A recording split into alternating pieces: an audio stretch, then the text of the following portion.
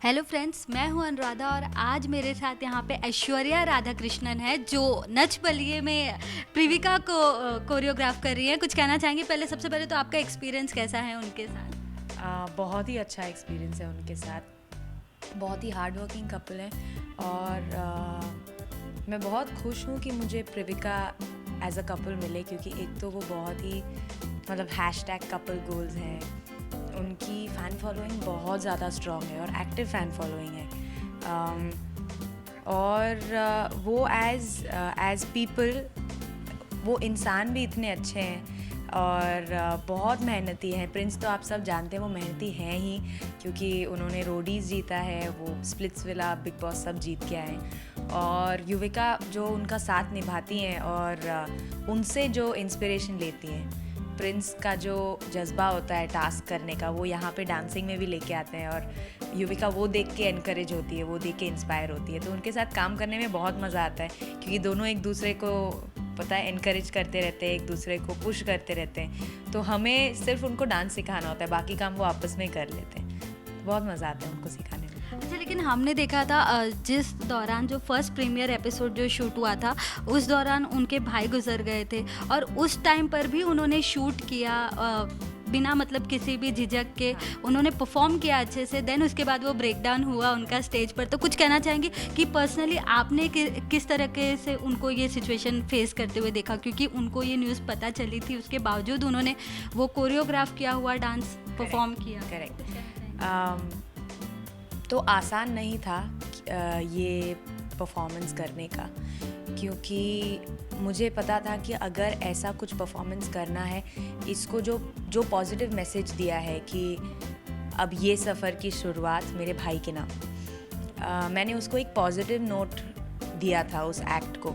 तो जब कोरियोग्राफी चल रही थी तब भी थोड़ा मुश्किल था, क्योंकि हर स्टेप या हर किसी वॉइस ओवर के बाद हम रुकते थे, मैं और मेरी टीम हम रुकते थे और हम सोचते थे क्या वो कर पाएंगे ये, क्योंकि एक्ट की शुरुआत होती थी उनके भाई के आवाज़ के साथ कि मैं आपके साथ नहीं हूँ, पर मेरा हाथ छूटा है मगर साथ नहीं। तो हर बार हमारे दिमाग में ऐसा एक क्वेश्चन आता था कि क्या वो ये कर पाएंगे, क्या वो नहीं कर पाएंगे। और वैसा ही हुआ जब वो आते थे हॉल में और गाना सुनते थे या कोरियोग्राफी देखते थे।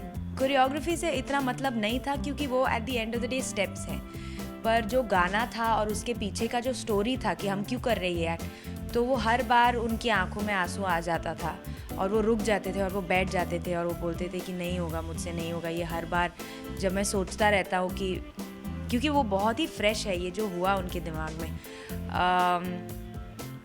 और सेम टाइम मुझे ऐसा लगता है कि अगर मैंने ये एक्ट नहीं किया होता तो शायद ये उनके दिमाग में रहता, क्योंकि मैंने वो एक्ट किया, वो उनके मतलब बॉडी से निकल गया। वो रो रहे थे हर दिन। वो जब उन्होंने एक्ट किया तो फाइनली उनके अंदर का जो जोश था कि हाँ ये मैं एक्ट अपने भाई के लिए करूँगा, ये जो शो है मेरे भाई के लिए करूँगा, वो जेन्युइनली निकला। अगर मैं वो एक्ट नहीं करती तो शायद अब तक वो चीज़ उनके दिमाग में रहती कि हाँ मेरे भाई अब नहीं रहे मेरे साथ। तो वो होता है ना लेट गो वाली चीज़, कि आप रोते हो तो जो भी आपके दिमाग में वो सब निकल जाता है। तो मैं खुश हूँ कि मैंने वैसा एक एक्ट किया, तो उनके दिमाग से जो भी था, उनके दिमाग में जो भी पेन था, जो भी दर्द था, वो सब निकल गया। आसान नहीं था उनको सिखाना, पर वो भी बहुत स्ट्रॉन्ग है। उनको भी पता था कि उनके कोरियोग्राफर का एक विजन है, क्यों कर रही है ये एक्ट, और उनको पता था कि वो अगर ये एक्ट करेंगे तो वो जो भी मुश्किल है वो पार कर जाएंगे। तो मुश्किल थी पर पार कर लिया उन लोगों ने। अच्छा, लेकिन ऐश्वर्या अगर आपकी बात की जाए तो आपके लिए कितना ये चैलेंजिंग है? क्योंकि they are not pros in dance, तो वो कितना चैलेंजिंग है आपके लिए? क्योंकि वहाँ पर काफ़ी सारे ऐसे भी लोग गए हैं जो प्रो है एकदम डांस में। तो उस कंपटीशन को देखते हुए क्या लगता है आपको, कितना मतलब मज़ेदार रहेगा ये? सो मेरे लिए Nach Baliye as a show, it's about artist performing.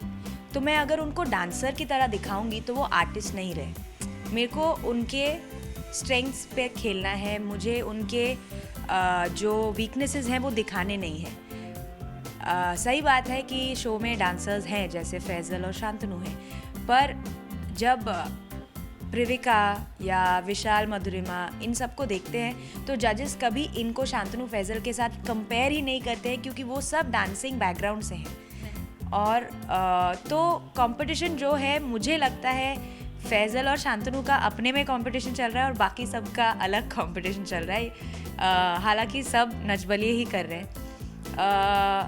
हाँ, ये रहता है कि हर बार जब शांतनु या फैजल परफॉर्म करते हैं तो हम सब उनको देख के, स्पेशली प्रिविका देख के बोलते हैं कि यार क्या नाचता है, अगर मैं ऐसा नाचता तो।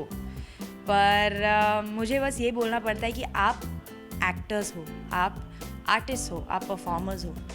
आप अगर डांसर के दिमाग से सोचोगे तो शायद आपके अंदर जो फैजल कर रहा है वो आप नहीं कर पाओगे, क्योंकि आपने डांसिंग कभी सीखा नहीं है। पर मेरा काम एज अ कोरियोग्राफर है कि मैं आपके डांसर ना होने के बावजूद मैं आपको डांसर की तरह दिखाऊं। तो अगर वो मैंने कर लिया तो मेरा काम हो गया। तो मुश्किल है, क्योंकि जब फैजल कोई फ्लिप मारता है या कुछ अच्छा लिफ्ट कर लेता है उनके पार्टनर के साथ, तो वो प्रिंस भी बोलते हैं कि यार मुझे भी करना है ये। तो मैं उनको बोलती हूँ कि होगा, आगे जाके होगा, हम सीखेंगे, हम सब सीख के आगे बढ़ें।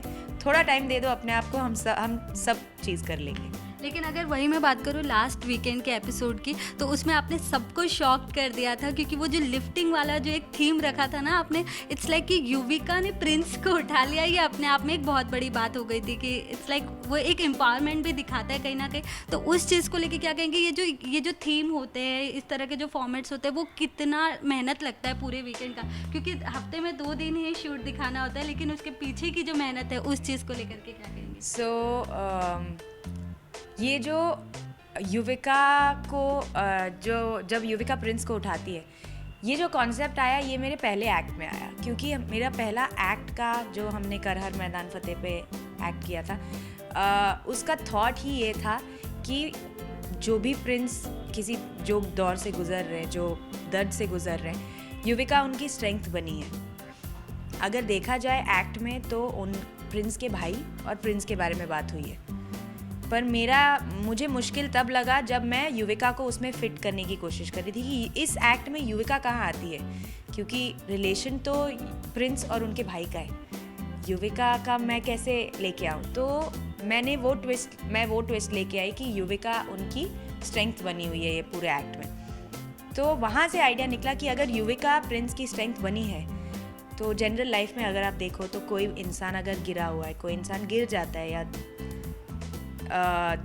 दर्द में है या कुछ डिफ़िकल्टी में है, हाँ, ही फील्स आइसोलेटेड, तो आप क्या करते हो, आप उन्हें हाथ पकड़ के उठाते हो। तो वो मैं डांस में कैसे दिखाऊं कि मैं युविका को, प्रिंस को मैं उठाऊं युविका से। अभी वो इतना हिट हो गया फर्स्ट एक्ट में कि लोग डिमांड करने लगे कि हर एक्ट में युविका को प्रिंस को युविका शुड लिफ्ट प्रिंस। सो मेरी हिंदी थोड़ी वीक है। सेकेंड एक्ट में वो अगेन बहुत इजी हुआ, क्योंकि हमारा थीम ही वो था, द्रौपदी वस्त्रहरण, न्यू एज द्रौपदी वस्त्रहरण। तो अगेन वो मतलब आसान हो गया कि मुझे फिट करना। और क्योंकि युविका बहुत ही छोटी है, मतलब प्रिंस बहुत ही बल्की हैं, वो जिम करते हैं, उनका if you see the Prince जो बिग बॉस में थे और जो प्रिंस आज हैं, उन्होंने बहुत मतलब बल्कअप किया, उनका जो मसल्स है और ये सब बहुत वो है, हैवी है। एंड युविका बहुत ही छोटी सी है, मतलब उनके आर्म्स भी इतने से हैं। तो मुझे गालियाँ भी पड़ी जब जो विंदु जी है शो में, जैसे उन्होंने देखा कि युविका ने प्रिंस को अपने बैक पे उठाया है, तो मेरा हाथ पकड़ के बोलते, क्या कर रही हो तुम, इतनी छोटी सी लड़की है, तुम्हें आगे नहीं जाना है शो में, तुम इसको उठा रही हो, इसका बैक टूट जाएगा तो स्लिप डिस्क हो जाएगा ये। तो मैंने बोला सर, प्रिंस उनको सपोर्ट दे रहे थे, जो भी हम करते हैं हम ऑफकोर्स सेफ्टी के साथ करते हैं। तो पॉइंट बीइंग कि जो हमने ये उठाया है कि युविका प्रिंस को लिफ्ट करती है, वो हमारे लिए एक्चुअली एक एडवांटेज हो गया। जो लोग बोलते हैं कि जो डिमांड आया कि हर एक्ट में ये करो, अभी आगे जाके मुझे नहीं पता मैं वो कैसे करूँगी, क्योंकि पहले के 2 एपिसोड्स जो थे that were mostly based on women empowerment. अभी जो 3rd एपिसोड आप देखोगे, it's a fully fun act, मतलब एकदम मज़ेदार डांसिंग है। तो मुझे थोड़ा मुश्किल लगा, क्योंकि वहाँ पे मेरा कोई थॉट ही नहीं है कि मैं क्यों उठवाऊँ प्रिंस को युविका से। यहाँ पे कोई मतलब ही नहीं बनता है। तो मैंने वहाँ पे एक थोड़ा कॉमेडी एंगल डाल दिया और हमने कुछ किया है जो आप देखेंगे। आगे जाके ऑफ कोर्स मुझे रोमांटिक एक्ट करने पड़ेंगे क्योंकि वो एक कपल है। अभी रोमांटिक एक्ट में मैं वापस प्रिंस को क्यों उठवाऊँ युविका से, क्योंकि रोमांस पे जनरली बॉयज़ उठाते हैं ना, तो वहाँ हम थोड़ा अटक जाते हैं कि हमें सोचना पड़ेगा कि क्यों उठा रही है युविका प्रिंस को। पर मुझे अच्छा लग रहा है कि वो एक अलग टॉपिक हो गया है। मतलब सारे कपल्स में से देखो तो this has become like a talking point of Prince Yuvika. और युविका बहुत ही मतलब जो रिहर्सल हॉल में अगर आप आके देखोगे तो युविका जब प्रिंस को उठाती है रिहर्सल हॉल में तो वो गिर जाती है। मतलब एक बार उठाएंगी और गिर जाएंगी और बोलेंगी ना हो पाई, मेरा बैक दुख रहा है, मेरा ये दुख रहा है। और हम एज ए टीम हर बार यही करते हैं कि उनको क्लैप मतलब बोलते हैं या कम ऑन युविका, हो जाएगा, वुमन एम्पावरमेंट। और युविका बहुत मानती है वुमन एम्पावरमेंट को, तो वही हम बोलते रहते हैं वुमन एम्पावरमेंट, नारी शक्ति, come on come on come on. Finally वो कर देती है। और जो अभी हमारा वो एक यूएसपी बन गया है कि युविका प्रिंस को उठाती है, तो जब भी हम बोलते हैं कि युविका इस एक्ट में भी आपको प्रिंस को उठाना पड़ेगा, तो ऐसे आके बैठ जाती है, अरे यार क्या हो गया, अभी कैसे उठाऊंगी मैं, ये क्या। सो मज़ा आता है पर मुश्किल तो है क्योंकि हर एक्ट में हमें ढूंढना पड़ेगा कि एक बार हमने प्रिंस को आगे से उठा दिया, एक बार बैक पे उठा दिया। ये दो जो लिफ्ट हमने किए वो बहुत ही सिंपल है। अभी आगे क्या करेंगे वो हम फिगर आउट कर रहे हैं, देखते मिलेगा कि नहीं। अच्छा, लेकिन इसी के साथ साथ काफ़ी बज़ में बना हुआ है कि इट्स लाइक नच बलिए को पहले हफ्ते में तो बहुत ड्रास्टिकली वो टीआरपी में भी ग्रैंड कर चुका था, लेकिन अभी इस हफ्ते में बहुत सारे लोगों को बहुत सारी प्रॉब्लम झेलनी पड़ी है। इट्स लाइक प्रिंस का भी शोल्डर का इशू हो गया और देन उसके बाद ये नित्यामी के भी पैर में वो हो गया, इट्स लाइक नी इंजरी उनको हो गई थी। तो कुछ कहना चाहेंगे उस चीज़ को लेकर? कुरान शरीफ अभी पढ़ा गया है सेट पर, तो कितना आप इसमें पर्सनली बिलीव रखते हैं? क्योंकि इसी इट्स लाइक इतने सारे स्टंट्स बेस्ड डांस होते हैं तो वो सब तो लाजमी है होना, तो अक्सर तो क्या कहना चाहेंगे इस चीज़ के लेकर? तो पहले मैं बोलना चाहूँगी कि ऐसा नहीं है कि मैं इन सब चीज़ों में नहीं बिलीव करती हूँ। हम ऐसे एक फील्ड में हैं जहाँ पे लक बहुत मैटर करता है। नज़र जो होती है वो बहुत लगती है, अच्छी नज़र भी लगती है, बुरी नज़र भी लगती है। तो मैं बिलीव करती हूँ इन चीज़ों में। तो जो कुरान पढ़ा गया था वो अच्छा हुआ कि वो हुआ, क्योंकि मैं भी बोल रही थी जब भी प्रिंस या युविका को लग जाती थी मैं बोलती थी कि आप नज़र उतारो, प्लीज़ आप नज़र उतारो, क्योंकि हमें पता है कि हमने पहला एक्ट इतना अच्छा दिया, जो भी उनकी लाइफ में हुआ उसके होने के बावजूद हमने अच्छा एक्ट दिया, तो लोगों की नज़रें तो लगेंगी। तो मैंने उनको बोला था कि आप नज़र उतारो। बट अपार्ट फ्रॉम दैट वो साइड अलग रख के, जो हमारे जो बिलीव्स है वो अलग रखो। तो डांसिंग एक आर्ट फॉर्म है जहाँ पे फिज़िकली बहुत ज़्यादा आप अपने आप को खर्च करते हो, और जो इंजरीज़ होती हैं एज अ कोरियोग्राफर, क्योंकि मैंने रियलिटी शोज़ किए हैं, मेरे मुंह से ऐसा शायद ऐसा लगेगा कि मैं बहुत कैजुअली ले रही हूँ, क्योंकि हम वो सब देख चुके हैं। तो जब किसी को चोट लगती है तो हम एक्चुअली उनको बहुत ज़्यादा उनके ऊपर चढ़ते नहीं हैं, क्योंकि हमें पता है कि हाँ ये करोगे तो ऐसा होगा, मतलब ऐसा होना नॉर्मल सी बात है। पर जब हम आर्टिस्ट के साथ काम करते हैं वो they are not used to it. जो इतना फिज़िकल मतलब जो एक्सर्शन होता है वो they are not used to it. तो हमें वहाँ पे थोड़ा सिंपैथेटिक रहना पड़ता है, थोड़ा अंडरस्टैंडिंग रहना पड़ता है, उनको बोलना है कि इसलिए हमारे सेट पे फिजियो हैं। तो हमें वो सब दिमाग में रखना पड़ता है कि अच्छा ये करेंगे तो यहाँ पे दुखेगा। इनफैक्ट युविका के भी शोल्डर्स बहुत वीक हैं। आई थिंक उनका डिसलोकेशन है शायद, तो वो बहुत ही मतलब बहुत नाजुक है। तो वहाँ पे शायद कोरियोग्राफर्स को मुश्किल लगता होगा, क्योंकि हम सब बहुत रफ एंड टफ है, क्योंकि हमें एरियल करा दो, हम यहाँ से कूदा दो, ये सब वो हम सब कर लेते हैं। तो जब हम अपने आर्टिस्ट से मिलते हैं, हम पहली बार जब हम मिलते हैं तो पहली चीज़ हम उनको यही बोलते हैं कि आप ऐसे शो में आए हो जहाँ पे जो डांस है, जो आर्ट फॉर्म है, उसमें लगना ही लगना है आपको। कुछ लोग हैं और आप ऑब्वियस सी बात है कि आप दूसरों को देखोगे, दूसरे के एक्ट्स देखोगे। कोई अगर यहाँ से कूदी मार रहा है तो आपको भी जंप करने का मन करेगा। हमारा काम है कि हम आपको बताएं कि टेक्निक क्या होता है। अगर आपको लग जाएगी तो हमारा काम है कि आप फिजियो लेके आए, या हम जो भी है फर्स्ट एड कर लेंगे। पर हमें नहीं लगना चाहिए, ये कभी होता नहीं है डांस रियलिटी शो में। लगना ही लगना है, आपका जो इंजरी होता है वो होना ही है। ऐसा कोई भी नहीं है जो डांस शो में गया है और एक पीस में निकला हो। हर बार जो डांस शो में गया है वो हर बार किसी ना किसी इंजरी के साथ निकला है। हम कोशिश करते हैं कि वो इंजरी ज़्यादा फेटल ना हो, ज़्यादा गहरी चोट ना लगे जो लाइफ टाइम सहना पड़े। नित्यामी के साथ जो हुआ वो बहुत ही अनफॉर्चुनेट है। और इसमें भी आई थिंक किस्मत का खेल है, क्योंकि जिस तरीके से उनको चोट लगी है वो बहुत ही छोटा सा स्टेप था जो जनरली लोगों को उसमें चोट नहीं लगती है, पर उनको लग गई चोट। तो शायद नज़र लग गई होगी उनको, क्योंकि it's a new couple. Shantanu को किसी ने एज अ रिलेशनशिप देखा नहीं है, तो सब देख रहे होंगे कि कौन है ये लड़की जो शांतनु के साथ आई है।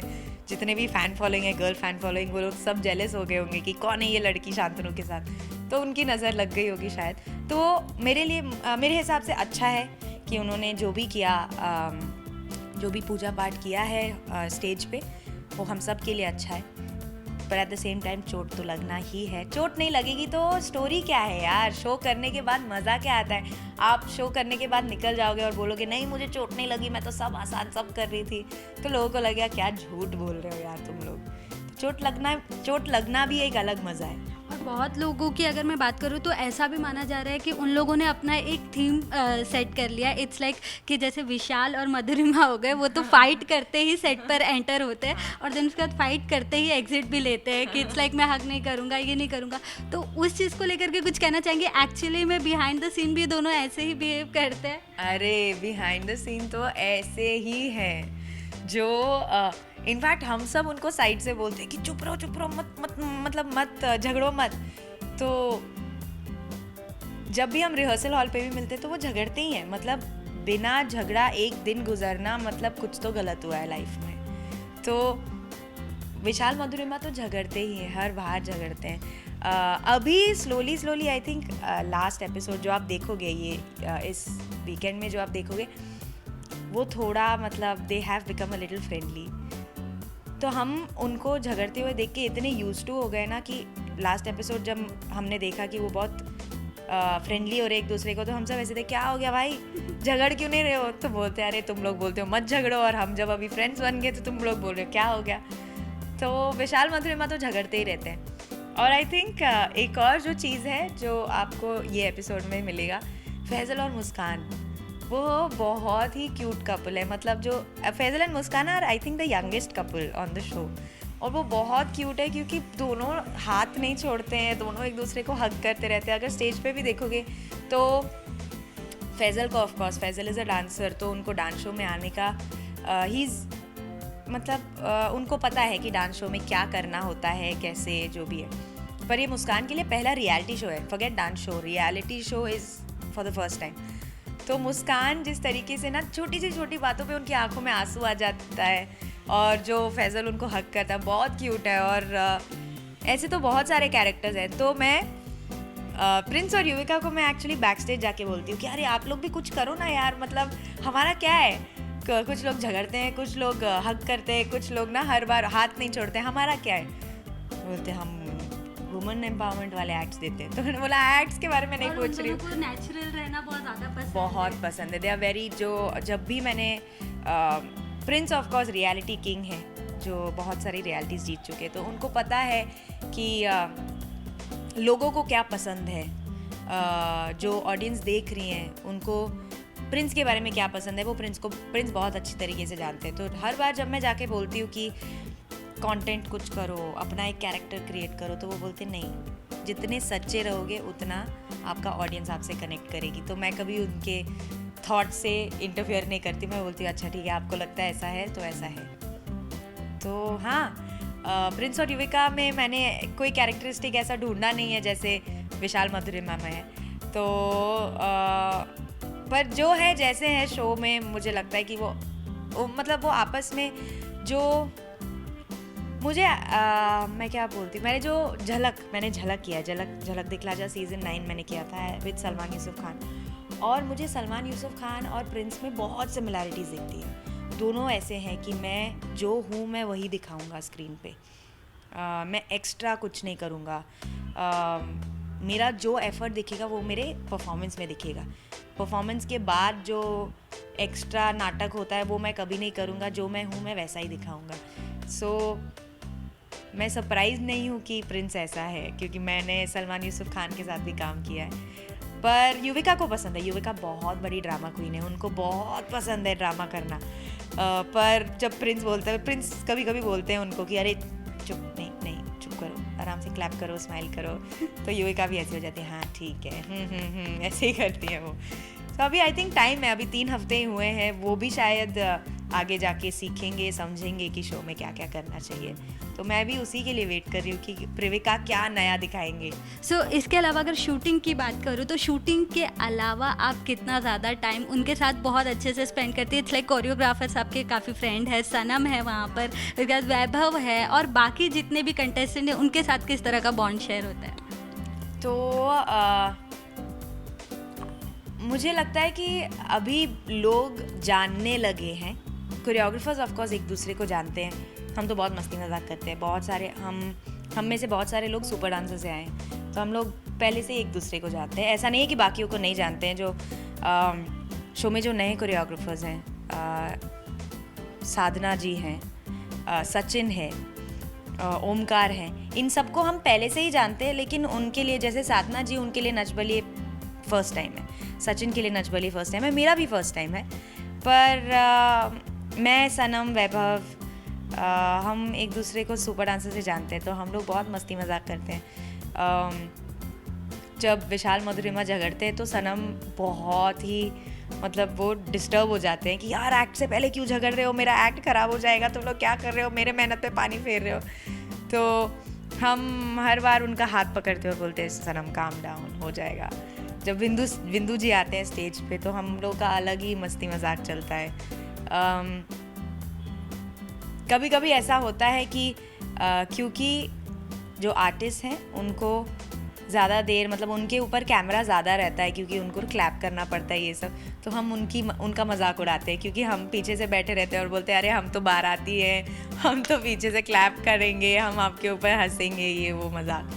कंटेस्टेंट से देखो तो विंदु सर बहुत ही, मतलब वो हमको अपने बच्चों की तरह मानते हैं। तो हर बार जब हम में से किसी का भी एक्ट होता है, वो हर बार हमारा हाथ शेक करते हैं और बोलते हैं कि आपने बहुत अच्छा काम किया। सिर्फ एक बार था जब उन्होंने मेरे ऊपर चिल्लाया था, क्योंकि युविका ने प्रिंस को उठाया। तो ऐसे थे कि अरे तुम लोग लंबे रेस के घोड़े हो, तुम क्या अभी इंजोर कर दोगी इसको। तो मैंने बोला सर वुमेन एम्पावरमेंट। बोला क्या वुमेन एम्पावरमेंट, बच्ची का बैक टूट जाएगा। तो हमको अपने बच्चों की तरह मानते हैं। और एक है विशाल, आई डोंट थिंक विशाल हमसे बड़े हैं। वो हमारी तरह ही, मतलब विशाल डिस्ट्रैक्ट हो जाते हैं। वो कभी भूल जाते हैं कि वो एज अ कंटेस्टेंट आए हैं शो में, वो कम्पीट कर रहे हैं। तो जब उनको दिखता है कि पीछे कोरियोग्राफर्स मस्ती मजाक कर रहे हैं, तो वो पीछे देख के ऐसे बोलते हैं मैं भी आऊँ क्या, मुझे भी आना है, मुझे भी मस्ती मजाक करना है। तो हम बोलते हैं नहीं, तुम वहीं बैठो, तुम वहाँ पे क्लैपिंग शॉट्स दो। तो और यहाँ पे उर्वशी और अनुज भी है। और उर्वशी अनुज में एक अलग ही, मतलब वो आपस में ही बात नहीं करते। मतलब अनुज के साइड में आई थिंक कौन बैठता है, अनुज के साइड में बबीता और विवेक बैठते हैं। तो अनुज विवेक से बात करते रहते हैं, और जो उर्वशी है वो युविका से बात करती रहती है। तो हम पीछे से उनका मजाक उड़ाते हैं, अरे यार तुम दोनों एक सीट पे बैठे हो, एक दूसरे से बात करो, मस्ती मजाक करो। और कभी कभी हम अंताक्षरी चालू कर देते हैं शो में। जब ब्रेक्स होते हैं और हमें पता है कि सेटअप चेंज हो रहा है या दूसरे एक्ट का सेटअप लग रहा है, हम गाना गाते हैं, मेलोडी मैशअप चालू कर लेते हैं, और फिर कोई अपने सीट को तबला बना देता है। तो बहुत मस्ती चालू रहती है, बहुत ही। और हमारा एक बहुत ही इम्पॉर्टेंट, आप बोल सकते हो, ट्रेडिशन है। जो सपोज़ मेरा एक्ट जा रहा है स्टेज पे, तो मेरे एक्ट से पहले हम लोग ऑफ कोर्स प्रे करेंगे। पर इस बार it's not just my team and Previka, it's always all the choreographers. सारे कोरियोग्राफर्स हर एक्ट के पहले उस कोरियोग्राफर के साथ खड़े रह के प्रार्थना करते हैं कि एक्ट अच्छा हो, पॉजिटिविटी देते हैं, और हम सब बप्पा के नाम पे एक्ट शुरू करते हैं। तो ये बहुत ही अच्छी बात है कि हम सब एक दूसरे को सपोर्ट करते हैं। हम सब एक्चुअली कंपटीशन में हैं, इवेंचुअली हम में से एक को ही जीतना है, लेकिन हम में से कोई भी जीते हम खुश हैं। इसलिए हम जो भी जाता है स्टेज पे, जिसका भी एक्ट हो, हम मेक श्योर करते हैं कि हम उसके साथ जाएं, उनके साथ प्रे करें कि एक्ट अच्छा जाए, और सब अच्छा ही होता है। ओके 13 बिग बॉस बोल रहे नच बलिए की जो अगर बात की जाए 9 की, तो 12 जोड़ियाँ क्या कम पड़ गई थी एंटरटेनमेंट का तड़का देने के लिए, जो अब ये 13 जोड़ी को भी इंट्रोड्यूस कर दिया गया, पार्थ और एरिका को भी लाया गया, तो कुछ कहना चाहेंगे उस चीज़ को लेकर? तो हम बहुत, हमारे दिमाग में भी सेम, जो जब 13 हाँ, जब कंपटीशन ऑलरेडी मतलब शुरू भी नहीं हुई है, हमने जस्ट शुरू किया है, हम सोच रहे हैं हाँ अभी किसको निकालेंगे, हम किसको बीट करेंगे, ये सोच रहे हैं कि 13 जोड़ी आ गई। सो हम बहुत ही शॉक्ड हैं उसके बारे में, पर कुछ लोग ऐसे सोच रहे हैं कि हाँ देखते ना वो क्या कर सकते हैं, मतलब हमने तो 2 हफ्ते कर लिए, ये लोग अब भी आए हैं तो इनको मतलब स्टार्ट से शुरू करना पड़ेगा, हम तो जानते ही है शो कैसा चलता है। सो हम वेट कर रहे हैं कि वो क्या लेके आएंगे शो में। वो है कंटेस्टेंट्स। अभी हम सोच रहे हैं अभी 13th कोरियोग्राफर कौन आ रहा है, कि 12 सीट्स भी कम पड़ रहे हैं पीछे, हम एक लाइन में बैठते हैं तो 13वें का सीट कहाँ हम फिट करेंगे। तो हम सोच रहे हैं कि कौन आने वाला है जो कोरियोग्राफर है। We are really looking forward to the choreographer. हम उनसे मिले नहीं हैं अभी, उनका रिहर्सल भी बहुत सीक्रेटिव है, बहुत मतलब कि कोई जानता नहीं है कि वो कहाँ पे रिहर्सल करते हैं, क्या होता है। सो देखते हैं। अच्छा, लेकिन ऐश्वर्या हमेशा देखा गया है कि रियलिटी शो में जब भी कोई भी ऐसे धड़ाम से एंट्री होती है अगर किसी की भी, तो वो एंड तक जाते हैं, अक्सर ऐसा देखा गया है। तो कुछ कहना चाहेंगे उस कंपटीशन को लेकर, और वो टेलीविज़न के भी बहुत बड़े चेहरे हैं, तो कुछ कहना चाहेंगे उस बात को लेकर? मैं ऐसा होता है कि अक्सर जो लोग वाइल्ड कार्ड में आते हैं या शो के बीच में आते हैं वो आगे जाते हैं।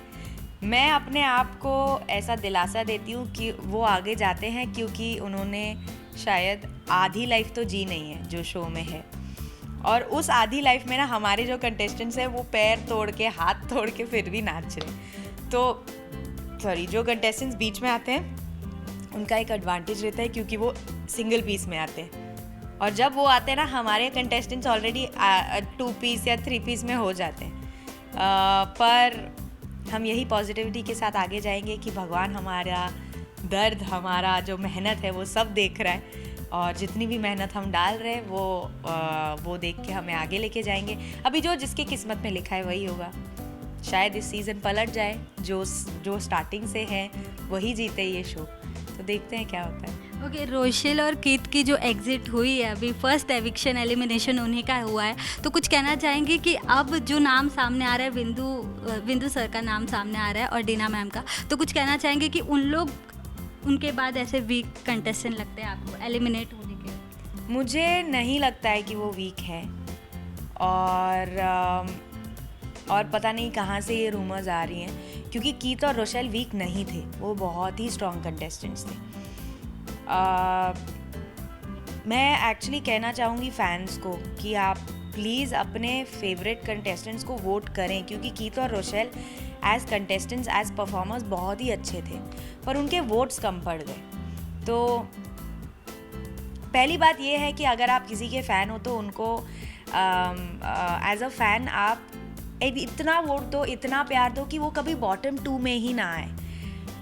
डांस या परफॉर्मेंस एक ऐसी चीज़ है जो कभी कभी लक पे भी डिपेंडेंट है। आपने शायद रिहर्सल्स में बहुत ही अच्छा किया होगा, लेकिन स्टेज पे आने के बाद कोई छोटी सी गलती हुई होगी जिसकी वजह से आप निकल जाओ। तो अगर आप प्रिंस युविका को आप प्रिंस युविका के बड़े फैंस हो, प्लीज़ मेक श्योर कि वो कभी ना आए बॉटम 2 में। लास्ट एपिसोड भी जो आप अभी देखोगे टेलीकास्ट में, प्रिंस बहुत बीमार पड़ गए थे, मतलब वो सुबह से उल्टियाँ कर रहे थे, उनका बीपी ड्रॉप हो गया था, और ये सब चीज़ें हमारे हाथ में नहीं रहती हैं। तो खुदा ना खास्ता ऐसा कोई दिन आए कि हम बॉटम 2 में आए और वो बीमार पड़ जाए, तो मतलब हमारी भी गलती नहीं होगी, क्योंकि हमने इतना मेहनत किया है, हमने इतना एफर्ट डाल के वो एक्ट प्रिपेयर किया है, लेकिन बाय मिस्टेक हम बॉटम 2 में आ गए। और बाय मिस्टेक उनकी हालत ख़राब हो गई, इसके लिए वो एक्ट अच्छे से नहीं कर पाए और हम निकल गए, तो हमें बहुत अफसोस लगेगा। तो जो कीथ रोशेल के साथ हुआ वो बहुत ही सैड है, क्योंकि कीथ रोशेल भी बहुत ही मतलब इंटरैक्टिव थे कोरियोग्राफर्स के साथ। कीथ स्पेशली बहुत मजाक मस्ती करते थे हम सब के साथ, तो हमारा एक बॉन्ड बन गया था। तो उनको जाते हुए देख के हमें बहुत बुरा लगा कि एटलीस्ट उनको चांस भी नहीं मिला। उन्होंने सिर्फ एक ही परफॉर्मेंस किया था, उनको चांस भी नहीं मिला अपना स्ट्रेंथ दिखाने का, अपना जो भी काम है दिखाने का। और उनके साथ जो कोरियोग्राफर थे तुषार शेट्टी, वो भी हम सब के लिए बहुत ही मतलब अपने जिगरी हैं, वो भी सुपर डांसर से हैं। तो उसको जाते हुए देख के भी हमें बहुत बुरा लगा, क्योंकि वो भी एक मतलब मस्ती मजाक करता था बहुत। और जो अभी रूमर्स चल रहे हैं विंदु सर का, वो कोई सही नहीं है।